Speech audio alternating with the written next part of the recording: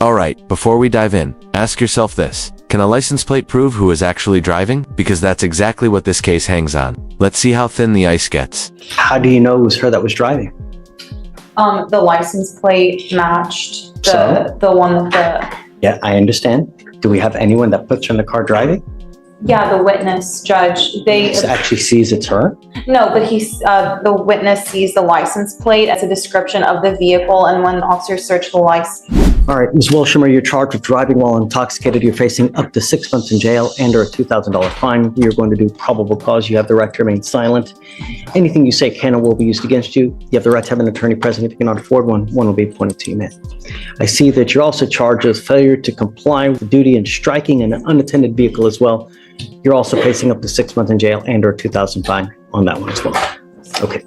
2 misdemeanor charges, both serious. 6 months jail time on each. But remember, just because it's charged doesn't mean it's proven. The real challenge, proving she was driving and intoxicated at the same time.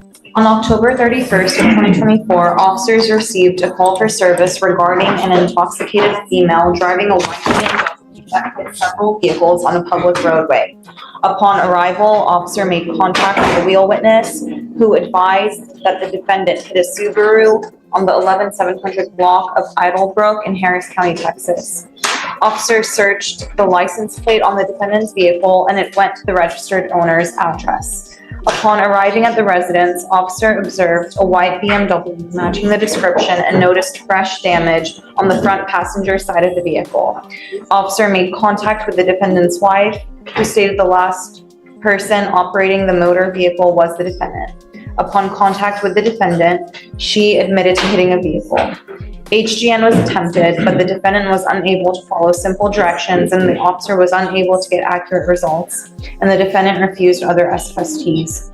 DICs were read but refused, and a blood warrant was signed and executed. Officers made contact with the complainant, the owner of the hit motor vehicle, whose back bumper has been scratched and detached from the car as a result of. So we've got damage on the car, a match on the license plate, and the defendant admits to hitting something. Seems solid, but no one actually saw her crash the car. That matters, big time. Collision. No prior criminal history, judge, and eligible driver's license. How do you know it was her that was driving? The license plate matched So? the one with the, Yeah, I understand. Do we have anyone that puts her in the car driving? yeah, the witness, judge, they, Actually sees it's her? no, but the witness sees the license plate as a description of the vehicle, and when officers searched the license plate, it went to their address. I know it's her car, but do Yes. you have anyone that identifies her as a driver? Number one, they get her at the house. How do we know she's not consuming alcohol right when she gets to the house? She doesn't become DWI, or she's not drinking at the house. Now listen closely, this is the legal heart of the case. The judge is laser focused on 2 questions. Was she driving? And was she drunk at that time? Without clear proof of both, the DWI charge starts to wobble. There's a lot of issues. Yeah, You might give me a couple moments and we'll take your time. look at that. You want to come back a little bit later? You want like 10 minutes? Even less, Judge, I'm just gonna check the office report and see what I got. Yeah. Live is okay. Thank you. You've got A, you've got C, but you don't have B yet. Yes, you know? judge, no, we understand. So I have several issues with this, Michael. First off, how do you prove it was her driving? Number one. Number two, how do we know she was DWI at the time she was driving and not she gets home and she just starts getting loaded? Yes, Judge, I have answers to both of those questions for you. Okay. So the defendant driving the vehicle strikes somebody on the highway. I'll connect that later on. They find the license plate because the witnesses, I give them the license plate. They run it. The registered owner of the vehicle is the defendant. They go to her house. Her wife answers the door. Her wife states the defendant's the last person that drove the vehicle. Okay. The defendant was contacted. She admits to driving the vehicle and striking somebody on the highway. Okay.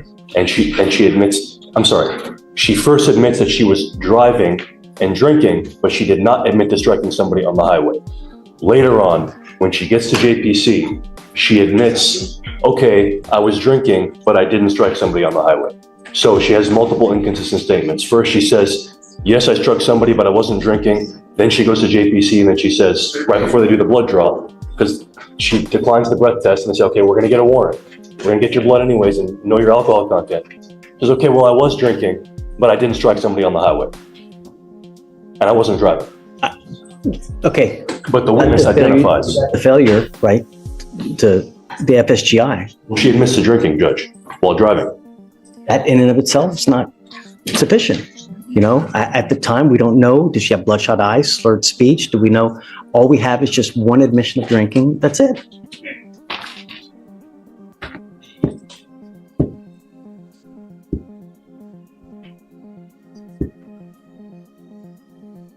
Finally, a real eyewitness moment. A woman barefoot, slurring, acting erratic. That's strong testimony. But here's the catch. The witness never officially ID'd her. Is that a loophole the defense can drive through? So one of the witnesses, Judge, that observed her strike the vehicle, because they did observe her in the vehicle after the strike, before she left. She states in a voluntary statement, older white lady in BMW, acting crazy, rear ends a Subaru, got out of the car, slurring her speech, barefoot, stating she was trying to get home. You give me any indication that she Yes, Judge. leads you to, Yes, Judge. just to believe that she's intoxicated, that you have objective facts, that's something else. There's a written statement in the offense report, Judge, from a witness. Counsel, did you want to state anything?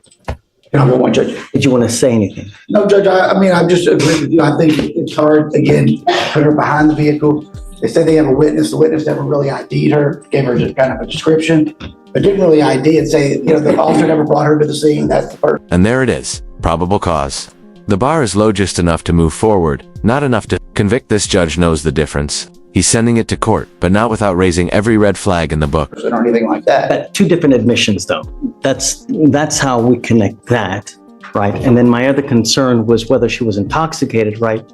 Because we have a disconnect there, but we have witnesses that see her in a certain way that will lead us to believe as to why. So, all right. She's going to dispute that she admitted. Sure. Judge, but still, I This is just a mere probable cause hearing, right? Just to determine whether there's enough to go forward. It by no means does it mean that you're guilty, just enough to go forward. Is it enough to find you guilty beyond a reasonable doubt? Perhaps not. Perhaps, I don't know. Evidence will point to whose side is correct, because I wasn't there. Mr. Caraba wasn't there. Michael wasn't there. But evidence will lead us to believe. I mean, there should be videos, dash cam, videos of you on the night in question, and all that will tell us whose side is correct. It will take a while, but in the interim, don't consume alcohol. Don't use illegal drugs, and I'm going to test you like crazy. If I find that you're consuming alcohol or any illegal drugs, I will put you in jail. You will not get any more PR bonds. Do you understand? Yes. Michael, do you see any prior DWIs? Checking now, Judge. Do you have a valid Texas driver license? Yes. Do you have valid liability insurance in your name? Yes. Okay. As long as you have both, you can continue to drive. But like I said, no alcohol, no illegal drugs. She's got no criminal history, Judge, and her Okay. driver's license is currently eligible. All right. So for now, you have a lawyer. Because you have a lawyer, we will waive your appearance. You don't have to waste your time coming to court, but you must stay in touch with counsel, and he'll tell you if and when you have to come back to court. If he tells me he can't get a hold of you, we will issue a warrant for your arrest. So don't pick up any new cases. Don't stay in touch with counsel, and we're good. Give me questions. All right. We'll have you sign a wreath of Victoria. We'll have you get with pretrial, and then you're free to go after that. Can I Thank you, may say Judge. one thing? I like your jacket. Thank you. Take care. Thank you, Judge. Are you familiar with what happened? Do you know anything about this case? First off, let me say thank you for coming. I appreciate that you're here. He's charged with driving while intoxicated. He's facing up to 6 months in jail and or a $2,000 fine. We've done probable cause. I have found that probable cause exists. Do you want to hear it? Okay. Do you mind again, please? Yes, Judge. Thanks. On October 21st of 2024, at about 11:23 p.m., officers conducted a traffic stop on the defendant's motor vehicle after observing it to be traveling 35 miles per hour in the center lane of a freeway in Harris County, Texas, failed to maintain a single lane of traffic upon exiting the freeway, and driving with expired registration. Upon contact, officers observed the defendant to be the driver of the vehicle. Officers observed a very strong odor of marijuana to be coming from the vehicle and saw a partially smoked marijuana joint on the center console. Officers observed the defendant to have red glossy eyes and dilated pupils. SFSTs were conducted, 0 out of 6 HGN, but officer believed the defendant to show a lack of convergence, which is indicative of cannabis usage, 5 out of 8 walk and turn, and 2 out of 4 one-leg stand. DICs were read and the defendant consented to breath and blood. The breath was 0.00 and blood was drawn. The defendant does not have a driver's license.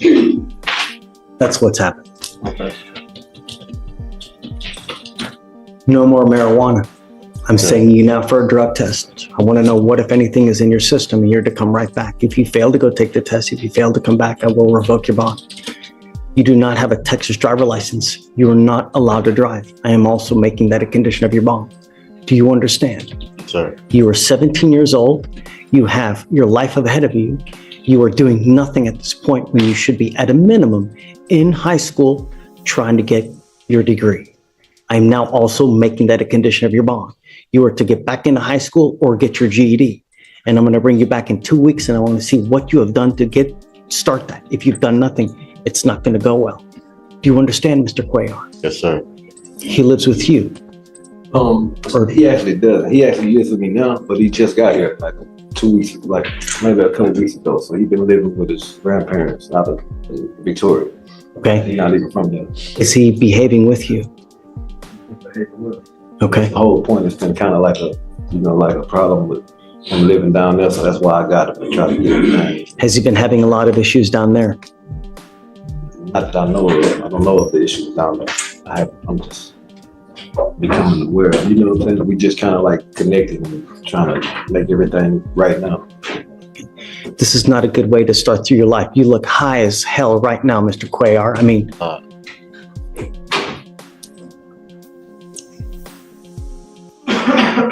I want you to start working education, and I'm going to keep you extremely close to me. Now the tone totally shifts. This isn't just Lute's life. The judge's message to this 17-year-old is clear. You mess around, I'll lock you down. But if you shape up, we'll help you climb out. Tough love in real time. I'm going to make sure that you do not pick up any new cases, and the system is not going to fail you here. Do you understand? If I have to keep putting you in jail to make sure to get you to understand, we're going to do that. But you will leave here a success. You're not going to leave here worse off than you came. Do you understand? Okay. Would you like me to appoint him a lawyer? Okay, I'm going to appoint him a lawyer, but I'm going to send him for a drug test. I want to know what, if anything, he's going to test positive for. And we'll have him come right back, and then I'll momentarily have him talk to a lawyer as well, and then we'll discuss the bond conditions as well. If you have any issues with him, just let me know, and then I'll take care of it for you. All you got to tell me is what's going on. He starts acting a fool, tell me, and I'll straighten everything out for you. Okay? Before you leave, I'll give you my card as well so that you can get in contact with us. All right? Okay. Mr. Cuellar, how old are you? How old am I? Yeah. 17. Okay. You've heard every other 17-year-old what I've said to them here. Sir. It applies to you as well. This system will not fail you, and we want to make you leave better than you came here. So you will be expected to fulfill conditions that we put on, and if you don't, we have one place for you. Do you understand? Yes, sir. The dope stops today. I will test you 40 days from today. Police, he just tested positive for marijuana or anything else? Where? Alcohol as well. Now I'm putting a monitor on you so I know that you're not consuming alcohol. I don't drink. I just took a shot for my friend's birthday. Hey, no alcohol. I don't even like drinking. Okay. No alcohol. Do you understand? If I find that you're consuming alcohol, if I find that you're consuming illegal drugs, you smoke marijuana, I will put you in jail. I will test you 40 days from today. And I'm not going to take excuses that I was in a car, everybody else was smoking, I went to a party, I don't care. If you put yourself into that situation, only one thing's going to happen. Stay away from it, not while this case is over with. Until this case is over with. I'm going to bring you back in 2 weeks, and I want to see what you've done to either get back into high school or start working on your GED. That means enrollment. And I will give you a list of places here before you leave so you know where to go to start looking into, to start calling around to get your GED. If you fail to do that, it's not going to go well here. Do you understand? Sir. Look on the TV. That's John. He's been appointed to represent you. That is your lawyer. It is your responsibility to stay in touch with him. If he tells me he can't get a hold of you, if you pick up a new case, you start acting a fool in the free world, I will take the free world away from you in a second. All I want you to do is not act like a child. You act like a child, I'll put you over my knee and I'll spank you like a child, but I'll do it with a ton of jail time. Do you understand? The day of you being a child is over. You are now an adult and you will be treated like an adult. If you play stupid games, you win stupid prizes. All I want you to do is leave better than you came here, and I'll do everything in my power to make it happen. Sir. Okay. Can you print me out that list form, please? Yes. All right. So I'm going to have you sign a receipt with Victoria. You'll meet with Felicia for all your conditions, and then you're off on your way. We'll roll your court costs so you won't pay. Judge, is the reset on the second? Say it again? The reset